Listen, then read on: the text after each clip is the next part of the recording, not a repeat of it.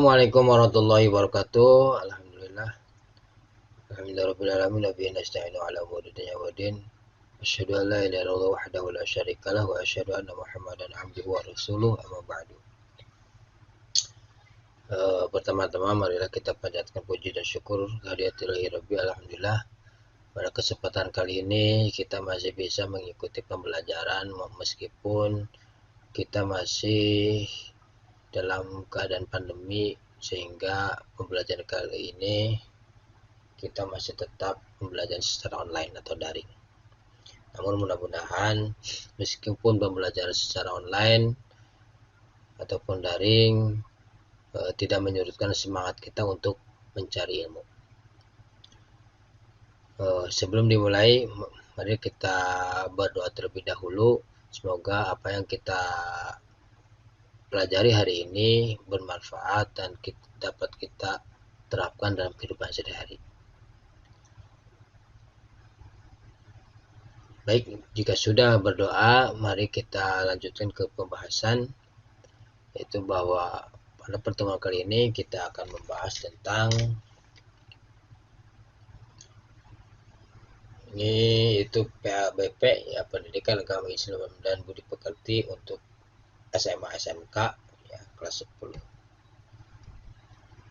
Itu bab pertama, yaitu tentang kontrol diri, prasangka baik dan persaudaraan.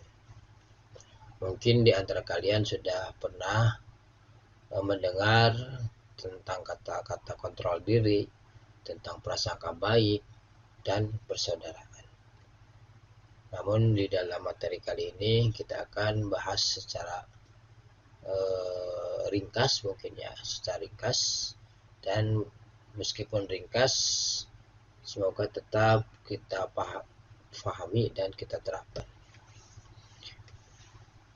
Nah,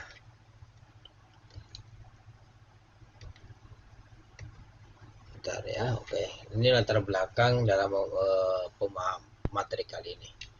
Latar belakangnya itu Allah SWT menurunkan Al-Quran supaya manusia membaca, memahami dan menjadikan Al-Quran sebagai pedoman hidup serta mengamalkan isi kandungannya dalam kehidupan sehari-hari.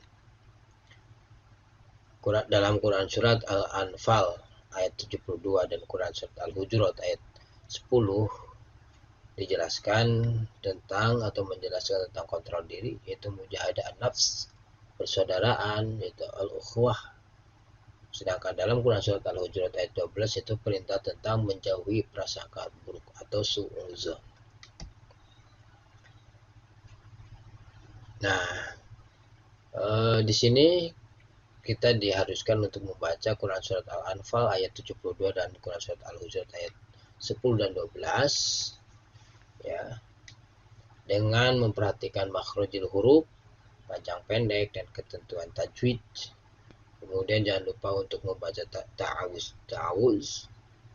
Nah, salah satu manfaat membaca Al-Quran adalah memperoleh kedamaian hati, mendapatkan petunjuk kebenaran dari Allah SWT, dan mudah memahami pelajaran. Baik, kita next. Ini adalah ayat Quran surat Al-Anfal ayat 72. Bapak akan bacakan terlebih dahulu. A'udzu billahi minasyaitonir rajim. Bismillahirrahmanirrahim. Innal ladzina amanu wa hajaru wa jahadu bi amwalihim wa anfusihim fi sabilillahi walladzina awaw wa nasaru ulaika ba'duhum awliya'u ba'd walladzina amanu wa lam yuhajiru ma lakum min walayatihim min syai'in hatta yuhajiru wa in istansarukum fid dini fa'alaykumun nasru illa ala qaumin bainakum wa bainahum mitsaq wallahu bima ta'maluna basir. Shadaqallahul azim. Tadi sudah Bapak bacakan, semoga mudah-mudahan kalian memperhatikannya dengan baik, panjang pendeknya, kemudian makhrijul hurufnya ya. Baik, kita lanjut. Ini Quran surat Al-Hujurat ayat 10. A'udzu billahi minasy syaithanir rajim. Bismillahirrahmanirrahim. Innamal mu'minuna ikhwatun fa aslihu baina akhawaykum wattaqullaha la'allakum turhamun. Ini kita lanjutkan ke ayat 12. Ya ayyuhallazina amanu jtanibu katsiran minadh dhanni inna ba'dadh dhanni itsm ولا تجسسوا ولا يغتب بعضكم بعضا أيحب أحدكم أن يأكل لحم أخيه ميتا فكرهتموه واتقوا الله إن الله تواب رحيم صدق الله العظيم. Ini analisis isi kandungan Quran surat Al-Anfal ayat 72 berisi perintah Allah ya. Yang pertama itu orang-orang yang sedang berjuang di jalan Allah, seperti sedang hijrah dan berjihad dengan jiwa dan raga di jalan Allah. Kemudian orang-orang yang beriman di Makkah yang belum melakukan hijrah, orang-orang beriman di Madinah tidak berkewajiban untuk memberikan pertolongan. Kemudian di dalam urusan agama, misalnya untuk berdakwah, apabila orang-orang mukmin Mekah yang belum berhijrah meminta pertolongan kepada orang-orang mukmin di Madinah, maka orang-orang mukmin di Madinah wajib memberikan pertolongan, karena sesama orang yang beriman adalah saudara atau bersaudara. Ini analisis Quran surat Al-Hujurat ayat 12 dan asbabun nuzulnya. Diriwayatkan Ibnu Munzir dari Ibnu Jurayj bahwa ayat ini turun berkaitan dengan Salman Al-Farisi yang makan, kemudian tidur lalu mendengkur. Ketika pembebasan kota Mekah, Bilal naik ke atas Ka'bah kemudian mengumandangkan azan. Sebagian orang mengatakan, apakah hamba sahaya yang hitam ini berani azan di atas Ka'bah? Dan lain-lain. Lalu Allah menurunkan firman-Nya, "Hei manusia, sesungguhnya kami ciptakan kalian dari laki-laki dan perempuan." Ini Quran surat Al-Hujurat ayat 13-nya, lanjutan dari ayat ini. Kemudian Allah memerintahkan kepada umat Islam untuk senantiasa bersikap husnuzon atau berprasangka baik. Sikap husnuzon dan su'uzon dapat muncul dalam perilaku manusia, kebanyakan berkaitan dengan nikmat Allah. Nah, kemudian untuk menumbuh kembangkan sikap husnuzon, umat Islam wajib mengembangkan sikap-sikap berikut. Apa saja? Yang pertama, menyadari bahwa semua kenikmatan dari Allah. Ya. Kemudian menyadari bahwa Allah akan memberikan kenikmatan sesuai jerih payah yang dilakukan oleh manusia. Kemudian menyadari bahwa ketika Allah memberikan nikmat kepada seseorang, pada saat seseorang bekerja dengan sungguh-sungguh. Kemudian memahami manfaat husnuzon dan bahaya su'uzon dalam kehidupan. Kemudian memperdalam belajar ilmu agama Islam, mengembangkan sikap ihsan, artinya menghadirkan Allah dalam setiap sehari-hari, dalam setiap kegiatannya, dalam kehidupan sehari-hari. Berteman dengan orang yang suka husnuzon dan menjauhi teman dari orang yang suka su'uzon. Kemudian kesadaran perilaku yang harus dikembangkan dan yang harus dijauhi dalam kehidupan sehari-hari. Itu cara mengembangkan sikap husnuzon dalam kehidupan sehari-hari kita.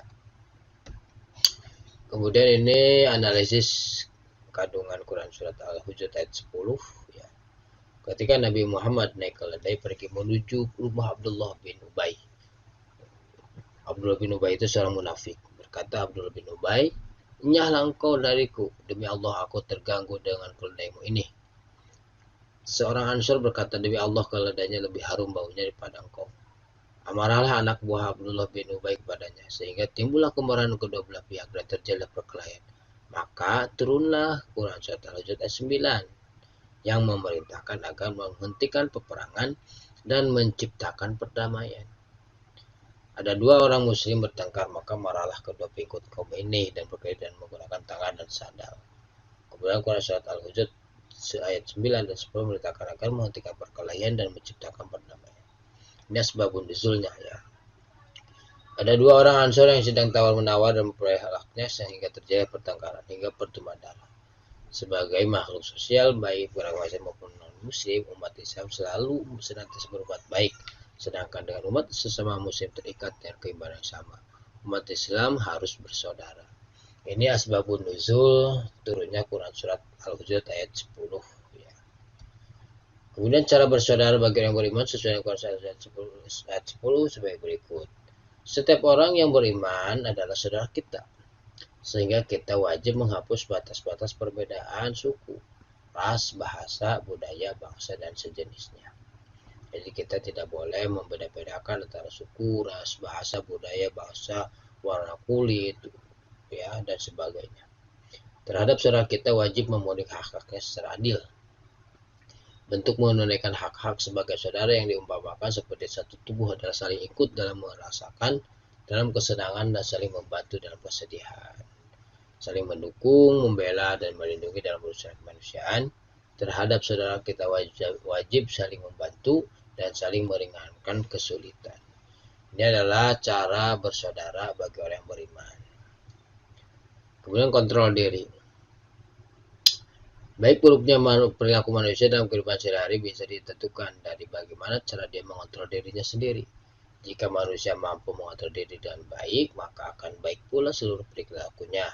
Sebaliknya, jika tidak dapat mengontrol diri dan hatinya, maka akan buruk pula seluruh perilakunya. Jadi, kontrol diri itu cerminan, ya, cerminan bagi perilakunya. Jika dia mampu mengontrol diri, insya Allah perilakunya pun akan baik. Ya. Seperti berdasarkan hadis Nabi Muhammad SAW, ala wa inna fil jasadi mudghatan, idza salahat saluhal jasad kulluhu, wa idza fasadat fasadal jasadu kulluhu, ala wa hiya qalb. Artinya ingat, sesungguhnya dalam dari manusia itu ada segumpal darah. Ya, itu apa? Hati. Jika segumpal darah itu baik, maka akan baik pula seluruh tubuhnya. Sebaliknya, apabila segumpal darah itu buruk, maka buruk pula seluruh tubuhnya. Ingat, segumpal darah itu adalah hati. Ya. Tuh, ini hadis riwayat yang sahih yang diriwayatkan oleh Bukhari dan Muslim. Kemudian, di materi selanjutnya itu prasangka baik. Su'uzon, ya. Su'uzon itu adalah perasaan penuh curiga terhadap orang lain. Hukum sifat su'uzon itu adalah haram, maka harus dihindarkan. Jadi jika kita bersu'uzon, maka hukumnya dosa karena udah kategorinya haram. Nah, kemudian husnuzon. Husnuzon itu adalah perasaan baik terhadap orang lain atau berprasangka baik. Sikap husnuzon dalam bersanding karena Allah, maka akan bersamanya. Berdasarkan hadis Nabi, ana indi zonni abdi bi inna zanna khairan fa khairu wa inna zanna syarran fa syarran. Aku selalu bersama prasangka hambaku terhadap diriku. Inna ana indi zanni abdi. Inna zanna khairan fa khair. Wa inna zanna syarran fa syarran. Jika dia baik sangka kepadaku, maka ia mendapat apa yang ia sangka. Dan jika ia buruk sangka kepadaku, maka ia akan mendapat apa yang ia sangka kepadaku. Hadis riwayat Tabrani dan Ibnu Hibban. Jadi prasangka itu ya tergantung diri kita.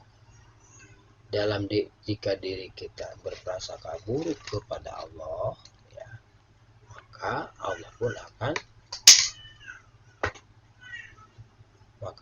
kita pun akan mendapatkan balasan terhadap prasangka buruk kita. Sebaliknya, jika kita berprasangka baik, maka kita pun akan mendapatkan kebaikan terhadap prasangka itu, atas prasangka itu. Lalu selanjutnya, materi selanjutnya adalah persaudaraan. Persaudaraan itu ukhuwah atau dikenal dengan ukhuwah, artinya persahabatan yang erat. Persaudaraan tidak berdasarkan pada keturunan.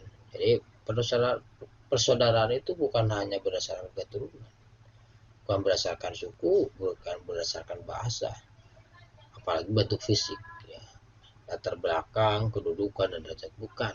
Ya, tapi persaudaraan itu berdasarkan pada hati atau keimanan dan perilaku, sebagaimana sabda Rasul, qala Rasulullah SAW, inna Allah la yanzuru ila suwarikum wa amwalikum walakin yanzuru ila qulubikum wa amalikum. Artinya Rasulullah SAW bersabda, sesungguhnya Allah tidak melihat kepada rupa dan harta kalian. Jadi Allah tidak melihat bentuk kita, ya, dan rupa kita, ataupun harta kita, ataupun kedudukan kita. Tetapi Allah melihat kepada hati dan amal kita. Ya. Ini hadis sahih yang diriwayatkan oleh Muslim. Ini manfaatnya ketika kita dapat mengontrol diri. Yang pertama, terhindar dari perbuatan dosa, jelas ya. Ketika kita mengontrol diri, kita mampu menahan emosi, kita mampu menahan hawa nafsu, ya, hawa nafsu yang buruk, maka kita akan terhindar dari dosa. Jadi kontrol diri itu tadi bukan menahan diri terhadap amarah saja, tapi menahan diri dari syahwat, ya, dari hawa nafsu yang buruk, ya, dari hal-hal yang bersifat buruk lah, ya, iri, dengki, ya, dan sebagainya. Kemudian terhindar dari hal-hal yang dapat merugikan diri sendiri dan orang lain. Jadi jika kita mampu menahan diri, kita akan selamat. Dalam arti kita akan terhindar dari yang namanya merugikan diri sendiri. Apa itu merugikan diri sendiri? Contoh, jika kita tidak dapat menahan amarah, misalkan ada yang mengejek kita, kemudian kita pukul, ya. Lalu si yang terkena pukul dia melapor ke polisi. Kemudian polisi menciduk kita, menangkap kita. Nah, kemudian memenjarakan kita. Nah, otomatis kita rugi, dan orang lain pun yang terkena amarah kita pun rugi. Kenapa? Karena mendapatkan pukulan dari kita. Kemudian terhindar dari sifat egois, ya tidak akan egois itu ingin menang sendiri, itu egois, ya. Kemudian terhindar dari sikap sombong, jelas. Jadi ketika kita dapat menahan diri dari, ya, dapat mengontrol diri, insya Allah kita akan menahan dari sombong. Gitu. Ketika kita akan berbicara, kita akan membaca diri dulu, apakah ini yang akan kita keluarkan kata-kata ini bersifat sombong atau tidak. Nah, gitu ya. Kemudian menyehatkan rohani. Selanjutnya manfaat berperilaku prasangka baik, yaitu terhindar dari sikap iri dan dengki terhadap nikmat yang diperoleh orang lain. Kemudian hati menjadi lebih tenang, selalu bersikap atau berpikir positif, jelas ya. Kemudian mudah bersaudara dan orang lain. Jadi orang yang selalu berprasangka baik akan banyak temannya. Sebaliknya orang yang sering suudzon akan dijauhi teman, ya, tidak akan punya teman, gitu. Kemudian manfaat berperilaku persaudaraan atau perilaku persaudaraan. Yang pertama, dapat memperbanyak teman dan saudara.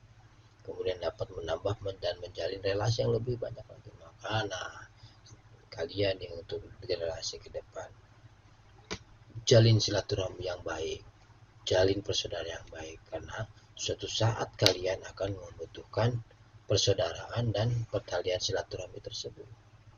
Misalkan kalian lulus dari sekolah ini, kemudian kalian mencari pekerjaan, jika kalian banyak teman, banyak relasi, insya Allah kalian tidak akan susah untuk mencari pekerjaan jika yang kalian cari adalah pekerjaan. Ataupun misalkan kita butuh apa, misalnya artian kita membutuh pertolongan ke teman, atau jika kita banyak teman, insya Allah banyak yang menolong. Kemudian dapat mempererat jalinan kekeluargaan dan persaudaraan. Ini sama dengan yang di atas yang tadi. Oke, Itu saja pertemuan kali ini. Saya Baik, itu saja pertemuan kali ini. Saya cukupkan di sini. Terima kasih. Wassalamualaikum warahmatullahi wabarakatuh.